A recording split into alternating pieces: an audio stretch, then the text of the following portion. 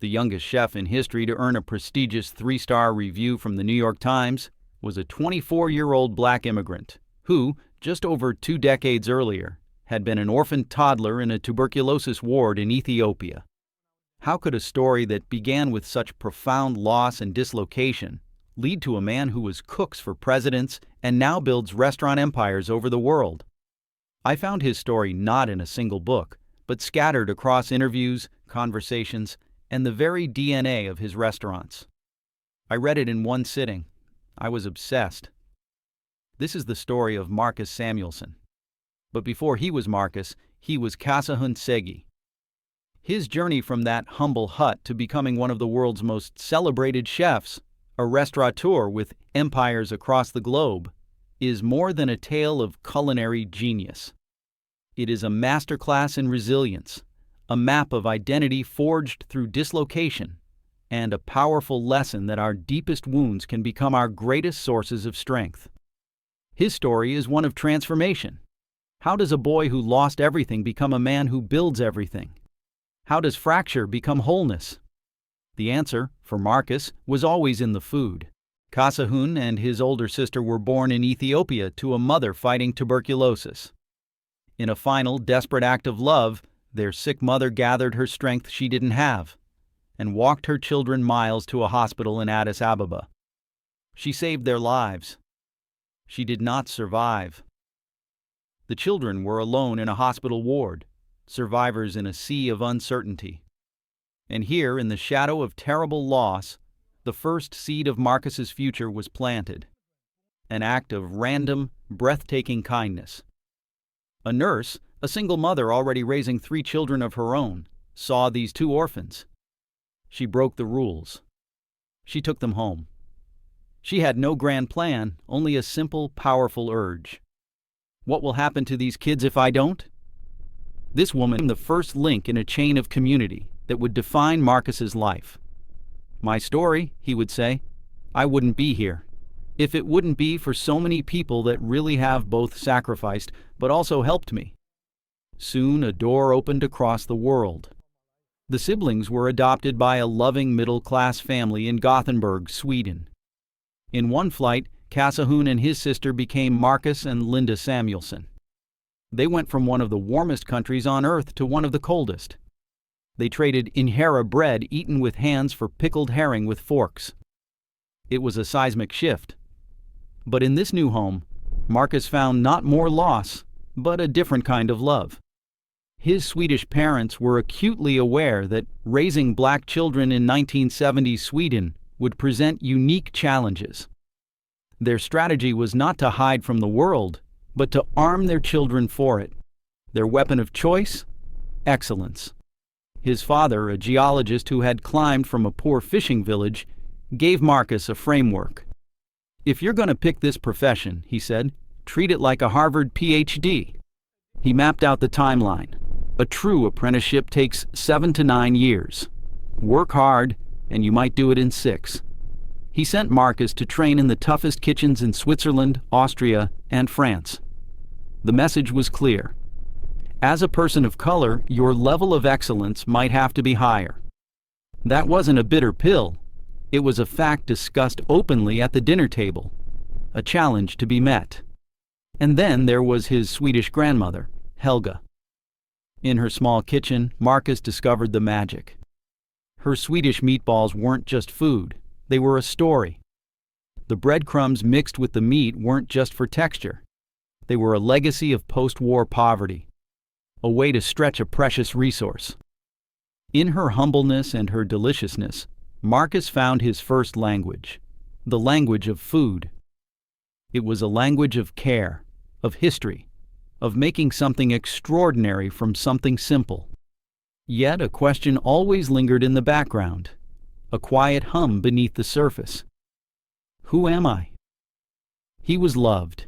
He was Swedish, but he was also Ethiopian. He was living his identity, as he later described it, backwards. Driven by his father's lessons and his grandmother's inspiration, Marcus dove into the professional culinary world of Europe. He was talented, relentless, and he was often the only black person in the room.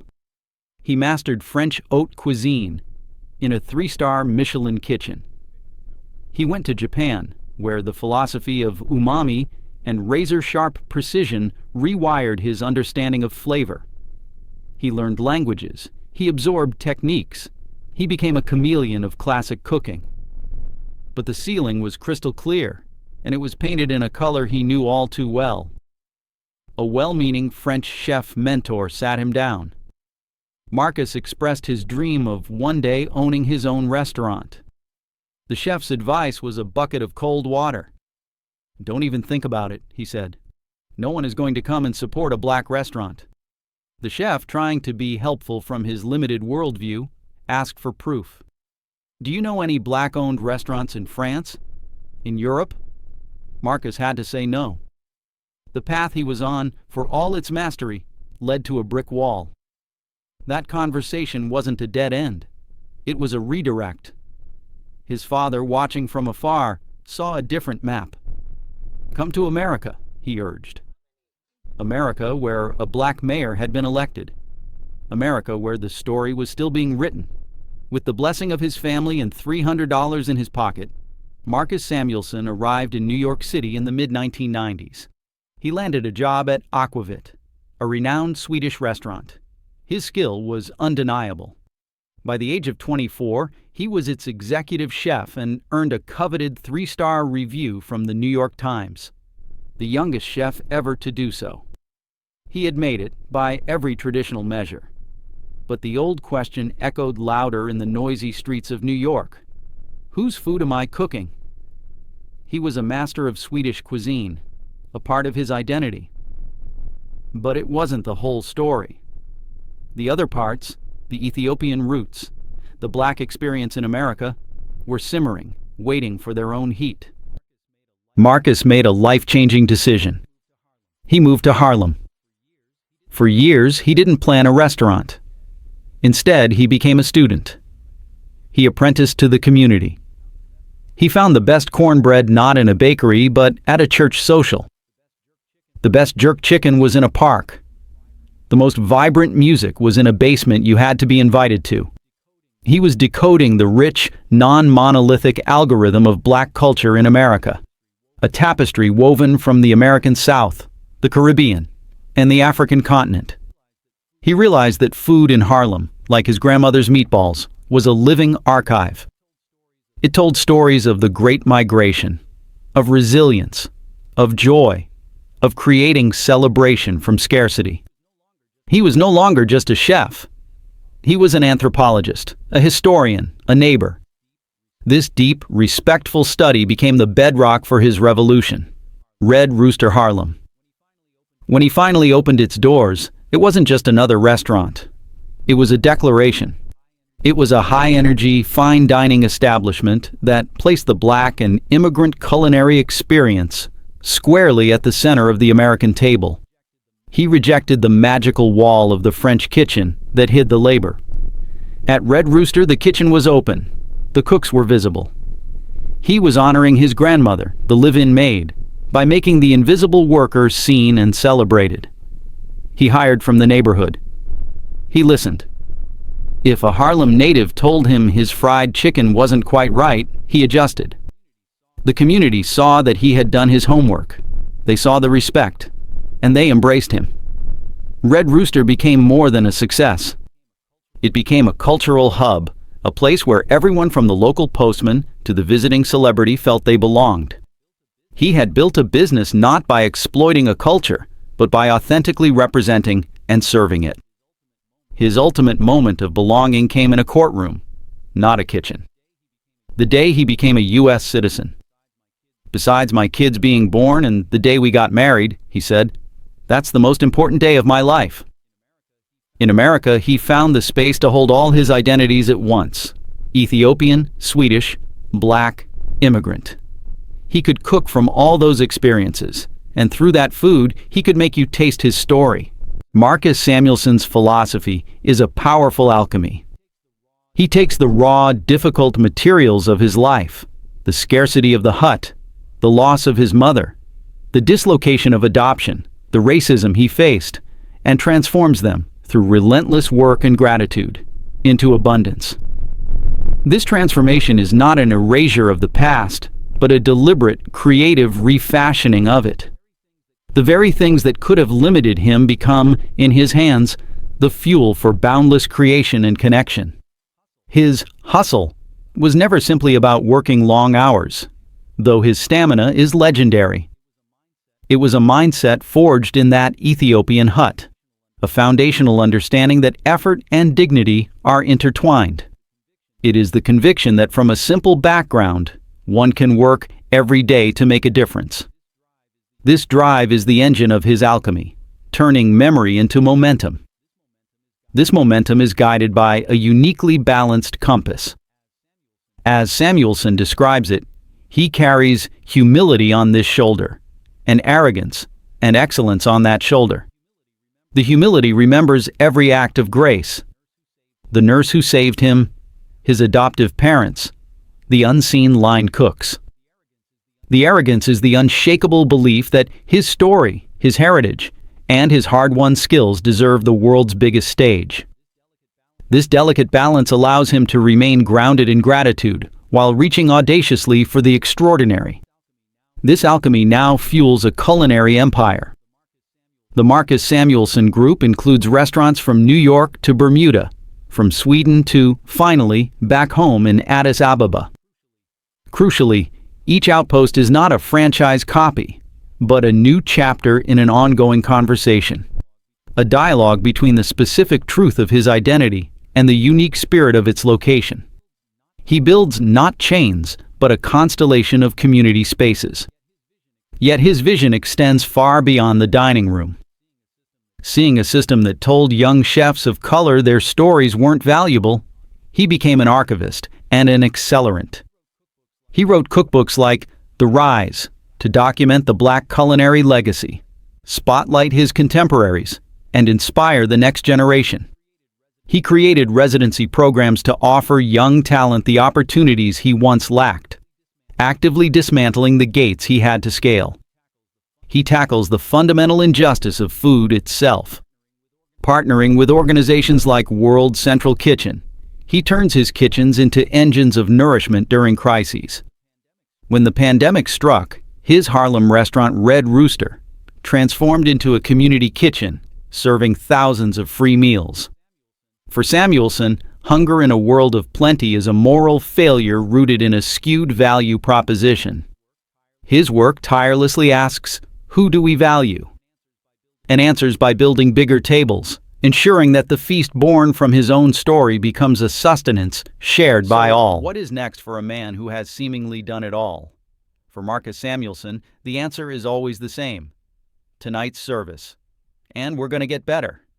For him, the American dream, the immigrant journey, the creative life, they are all about that constant, relentless push to improve. It's a competitive drive he loves. He is excited by the new generation of brilliant chefs of color, people like Kwame Onwuachi, Nina Compton, Gregory Gourdet, who are now setting standards and building platforms across the country. He sees a future where a young black chef doesn't have to answer the question, "Do you know any black-owned restaurants?" His legacy is being written daily. It's in the success of his restaurants. It's in the students he mentors. It's in the meals served to those in need. It's in the pride his children, Zion and Grace, feel in their Ethiopian and Swedish heritage. Perhaps the most poignant image of his journey is a small, personal one. He once brought his Swedish mother to a grand event in Washington, D.C., where he was cooking for the First Lady. He introduced her to Laura Bush. His mother's reaction? She admired the beautiful spread, then quietly packed some cookies into her bag to take home. That is the unbreakable core of Marcus Samuelsson. The grateful, practical, hustling spirit that never forgets where it came from, always sees the value in what's before you, and believes in sharing it.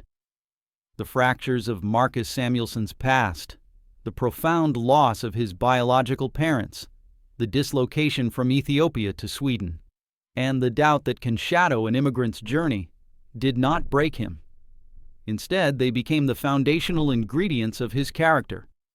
Rather than letting these experiences embitter him, he chose to marinate them in a profound gratitude for every act of kindness and every helping hand that guided him along the way. This practice of thankfulness transformed potential scars into a source of resilience, ensuring that the memory of hardship was always balanced by the recognition of grace received. Into this base of grateful resilience, Samuelsson folded a relentless, almost scholarly pursuit of excellence. He approached his craft not as a mere job, but as a lifelong PhD in flavor, technique, and culture. This dedication meant mastering the fundamentals of French and Swedish cuisine, then deconstructing and rebuilding them through his own unique lens. It is a discipline that treats every plate as a thesis and every restaurant as a classroom, demanding constant learning and an unwavering commitment to quality at the highest level. This excellence, however, was never generic. Samuelsson understood that his power lay in his distinct voice, so he generously seasoned his work with the specific, powerful truth of his own identity. He refused to dilute the vibrant flavors of his Ethiopian heritage, or the complex narrative of his global life to fit a preconceived mold. Instead, he amplified them, allowing the stories of his past and the spices of his birthplace to become the starring ingredients, challenging and expanding the very definition of what fine dining could represent. The final, crucial step in his recipe was service. Samuelsson believed that such a personally crafted creation must be shared. He serves his story to his community with an open kitchen and an open heart, building tables, both literal and metaphorical, that are big enough for everyone. His restaurants and projects are designed as inclusive spaces where food becomes a conversation, breaking down barriers and fostering connection, ensuring that the feast is not held in isolation but celebrated in collective fellowship. In the end, Marcus Samuelsson is living proof that our deepest wounds can, with courage and compassion, become our most nourishing gifts. He demonstrates that the most personal story, when cooked with courage and served with love, can indeed become a universal feast. Samuelsson didn't just find his place at an existing table. He built a new one entirely. And he keeps on building, tirelessly inviting the whole world to take a seat, to share the meal, and to taste the boundless possibilities of a life remade with purpose.